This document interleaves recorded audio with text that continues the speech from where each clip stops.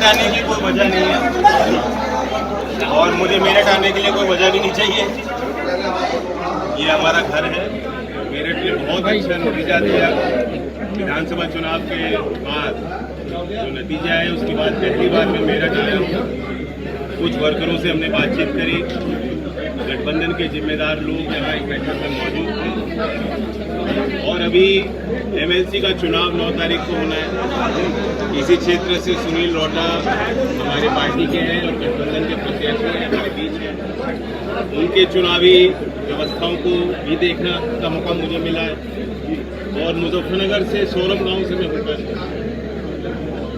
हमने चुनाव को बहुत करीब से अब समझने की प्रक्रिया शुरू की है।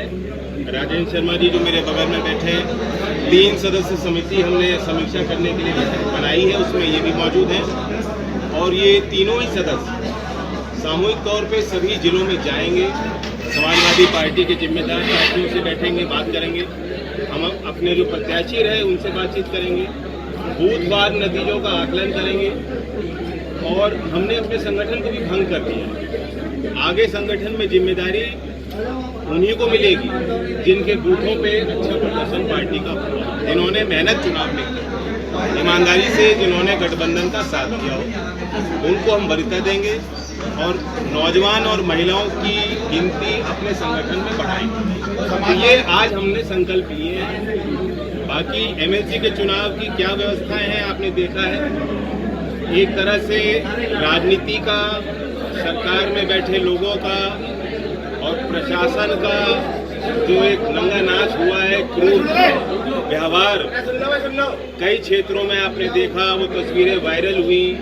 एक एमएलसी हैं, सदन के सदस्य हैं, उनकी अपनी इज्जत है, उस सदन की अपनी गरिमा होती है और एक तरह से ब्रीच ऑफ प्रिविलेज है कि आप उनके कॉलर को पकड़ के खींचा जा रहा है, धक्का मुक्की की जा रही है, उनके हाथ से पर्चे छीने जा रहे हैं, मारपीट हो रही है। वो विरोध कर रहे हैं क्योंकि वो परिसर के अंदर है जहां उन्हें सुरक्षित रहना चाहिए और सुरक्षा के लिए तैनात पुलिसकर्मी वहां मूक दर्शक बने खड़े हैं। उनमें एक में भी हिम्मत नहीं हुई कि आगे आता और अपनी वर्दी, जिस वर्दी को उसने पुलिस वालों ने पहन रखी है, जिन्होंने शपथ ली है, उस वर्दी की रक्षा करने के लिए उन्हें कार्रवाई करनी चाहिए थी ऐसे गुंडों पर जो इस तरह का एक वातावरण बनाना चाह रहे थे, काबिज होना चाह रहे थे, लेकिन किसी ने विरोध नहीं किया। इसलिए एक नंगा नाच हुआ है। ये एक गिरावट और पतन का प्रमाण है। ये चुनाव सरकार के खिलाफ है और इसलिए मैं यहाँ इस क्षेत्र में आया हूँ ताकि अपने कार्यकर्ताओं को और मुस्तैद करूँ और बहुत मुस्तैदी से और मनोबल के साथ, दृढ़ संकल्प के साथ ये चुनाव लड़ा जाए। जी, आपकी चंद्रशेखर जी से मुलाकात हुई जी, इस मुलाकात के क्या है? मुलाकात एक रिश्तों का सिलसिला होता है। बातचीत हुई, काफ़ी विस्तृत तौर पे हम लोगों ने बातचीत करी।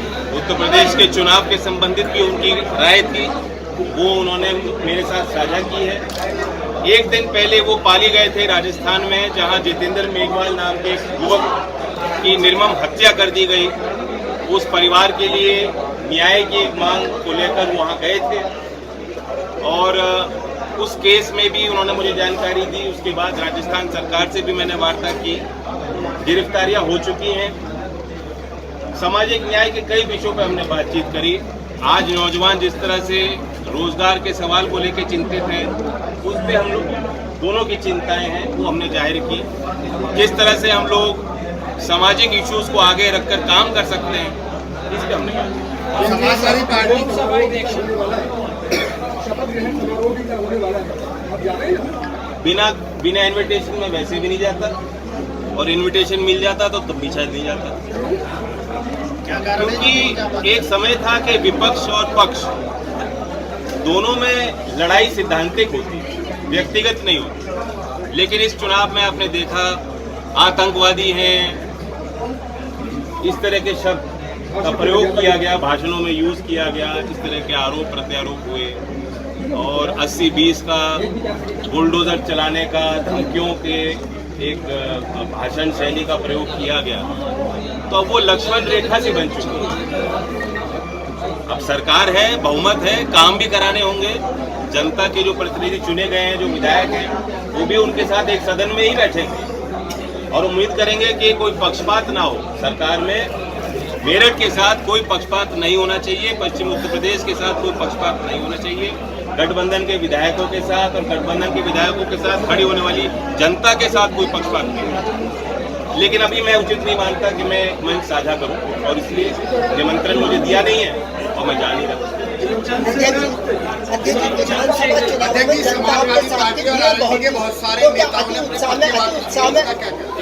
विधानसभा चुनाव में जनता आपके साथ थी, भीड़ बहुत थी, बिना बुराए लोग आ रहे थे, तो क्या वो बूथ तक लोग पहुंच नहीं पाए?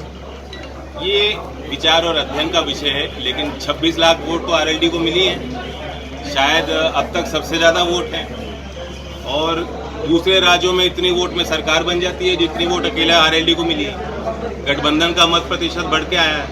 उत्तर प्रदेश के इतिहास में इतना परसेंटेज लेके कई बार सरकारें बनी हैं। कई फैक्टर है, ध्रुवीकरण हुआ और कुछ अन्य जो पार्टी विपक्ष में है वो उनकी भी भूमिका संदिग्ध है। बहुत दिन के बाद एक अच्छी खबर आ रही, राज्यसभा आपको भेजने की। जून में चुनाव है, अभी कोई औपचारिक उसमें घोषणा नहीं। जैन जी, समाजवादी पार्टी और समाजवादी पार्टी और आरएलडी के प्रत्याशियों ने पर्चे वापस लिए, क्या इसको लेकर? देखिए, बहुत कम समय में ये चुनाव की तैयारियों में लोग जुटे। समाजवादी और आरएलडी के, क्योंकि मैं बुलंदशहर का आपको बता सकता हूँ, जो हमारे स्थानीय नेता थे उनके साथ राय मशवरा करके हमने चयन किया। लेकिन यही बात है कि एक अनैतिक दबाव, एक प्रेशर, अगर आपका कोई कारोबार है तो सरकार के सारे डिपार्टमेंट के सारे इंस्पेक्टर छोटे बड़े वहां हाजिर हैं आप पे दबाव बनाने को। फेसबुक और यूट्यूब के बाद अब आपका पसंदीदा चैनल न्यूज़ 18 डेली हंट पर भी फॉलो करें।